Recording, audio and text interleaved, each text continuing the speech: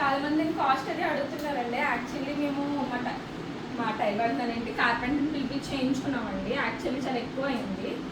ఆన్లైన్లో అయితే మనకు తక్కువకే దొరుకుతుందండి. కానీ ఏంటంటే అది నాకు అంత స్ట్రాంగ్గా అనిపించక చేయించుకున్నాను. సో ఈ వీడియో ఎందుకు చేస్తున్నానంటే మీరు మీ కార్పెంటర్స్ చూపించి చేయించుకోవడానికి యూజ్ అవుతుంది అని, ఎందుకంటే చాలామంది అడిగారు. So that is the reason. ఇవి చూడండి, ఇవి ఉన్నాయి కదా, ఇది టేక్ చెక్ అండి. ఓన్లీ ఇది చెక్కించడానికి ఒక్కొక్క దానికి ఆల్మోస్ట్ 500 వరకు తీసుకుంటారండి. ఈ రెండింటికి మాకు ఆల్మోస్ట్ 1000 వరకు అయింది. జస్ట్ ఈ షేప్ పెట్టించడానికి అండి, నార్మల్ చెక్క తీసుకుని.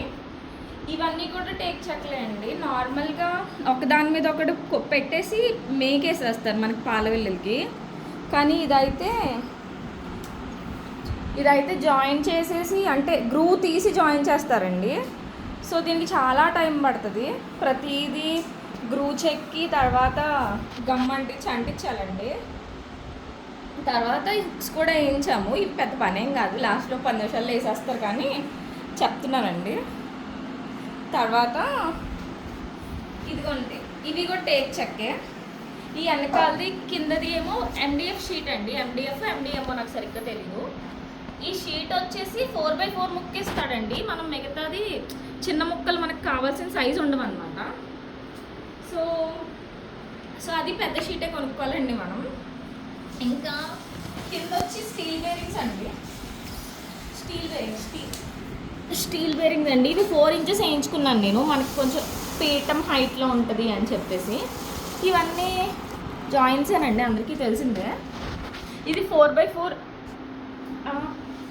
ఈ షీట్ మిగిలింది కదండి, దీంతో ఇలాంటిది చిన్న పీట కూడా చేయించాను. ఇంకా మా అమ్మకి 2 పెద్ద పీటలు కూడా చేయించుకుందండి మిగిలిందని. అండ్ ఇది జస్ట్ నార్మల్ జాయింటేనండి ఇక్కడ.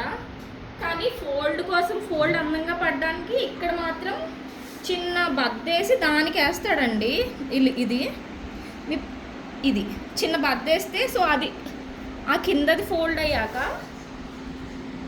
లైక్ చూపిస్తాను, ఒక్క నిమిషం.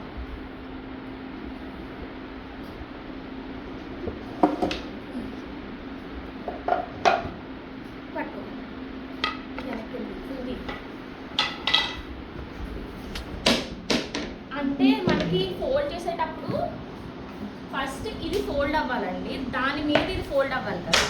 సో దాని మీద కరెక్ట్గా కూర్చోడానికి ఇక్కడ ఇది వేస్తామన్నమాట అండి. ఇవి కూడా పొజిషన్స్ చూసుకుని ఇది పెడతాము. సో ఇలా ఫైనల్గా ఇది చాలా బరువు ఉంటుందండి, ఆల్మోస్ట్ 10 kgs పైన ఉంటుంది. ఇది లైట్ వెయిట్లో కావాలంటే ఆన్లైన్లో దొరికేస్తాయి. కానీ మీరు చేయించుకోవాలంటే ఈ వీడియో చూపించండి మీ కార్పెంటర్కి, చెప్తాడు. నాకు తెలిసి 2 days పడుతుందండి. ఈవెన్ పాలిషింగ్ కూడా ఒకరోజు ఫినిషింగ్ చేశాక ఏదో చేస్తారండి. మొత్తానికి పాలిషింగ్ కూడా 2 days పడుతుంది కంప్లీట్గా.